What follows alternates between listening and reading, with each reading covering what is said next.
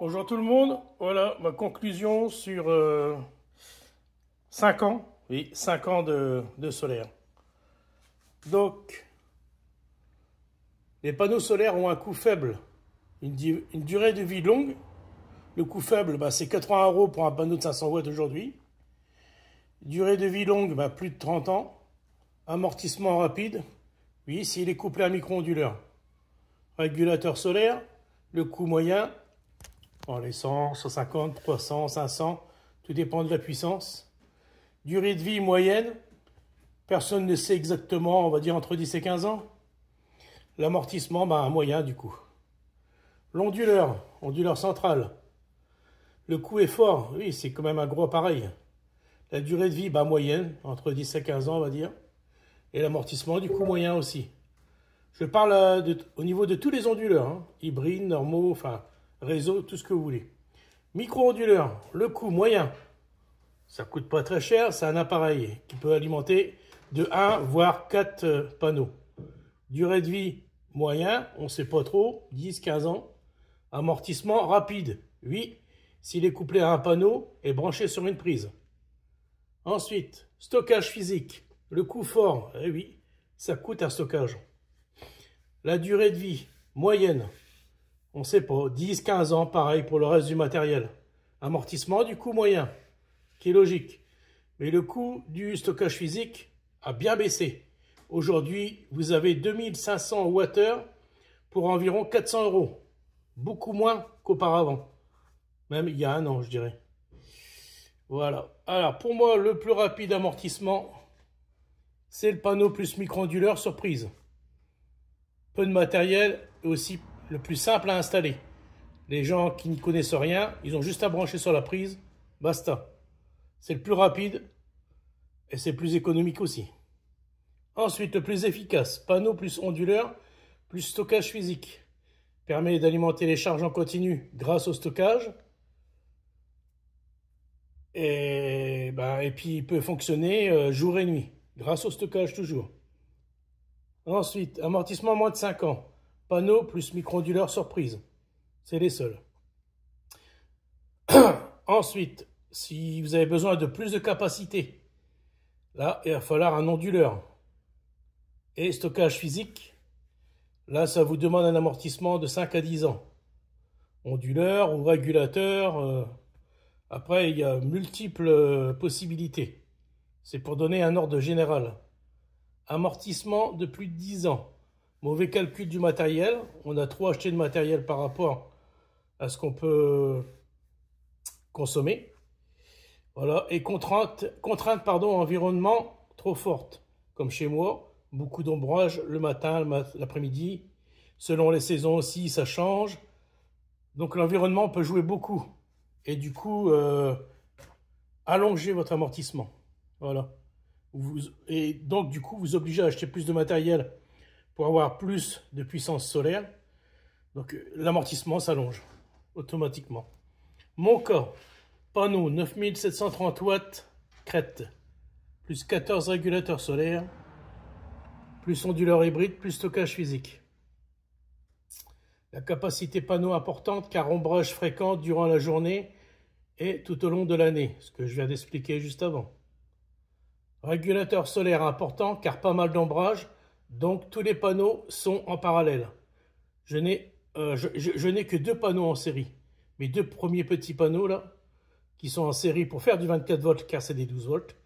Tout le reste c'est des panneaux 24 volts et ils sont tous en parallèle. Ça fait des grosses intensités, je reconnais. Mais j'ai un meilleur rendement étant donné que j'ai pas mal d'ombrage. Ensuite, onduleur hybride pour gérer le continu et l'alternatif en même temps. C'est un onduleur Victron, pour pas vouloir faire.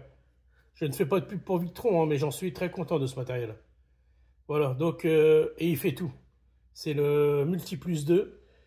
Il fait tout, on peut tout faire avec. Je pourrais pas vous citer tout ce qu'il est capable de faire, c'est impressionnant. Il a un certain coût, un certain prix, mais le résultat, il est à la hauteur.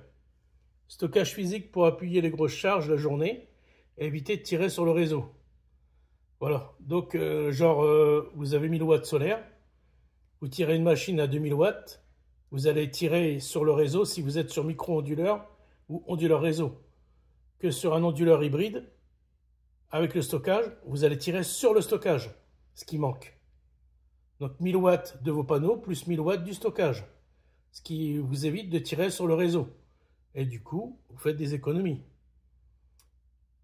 Avec un amortissement plus ou moins fort, évidemment, par rapport au prix du stockage. Et chargé en heure creuse avec le réseau pour restituer en heure pleine les jours rouges tempo.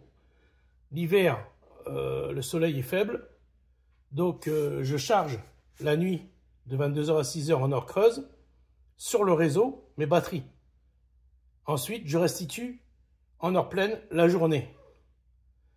Même si ça joue sur le rendement qui est fort et qui est beaucoup plus faible, car je vais chercher le courant du réseau que je vais envoyer dans mes batteries en continu, et de mes batteries en continu, le lendemain, je vais aller sur le réseau.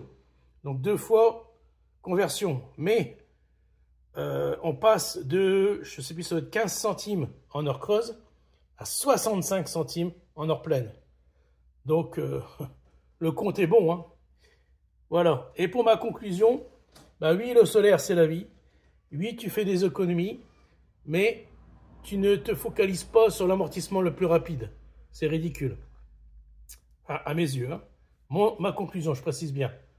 Amortissement sur 5 ou 10 ans est l'idéal. Oui, c'est vrai. C'est la règle générale, je dirais même.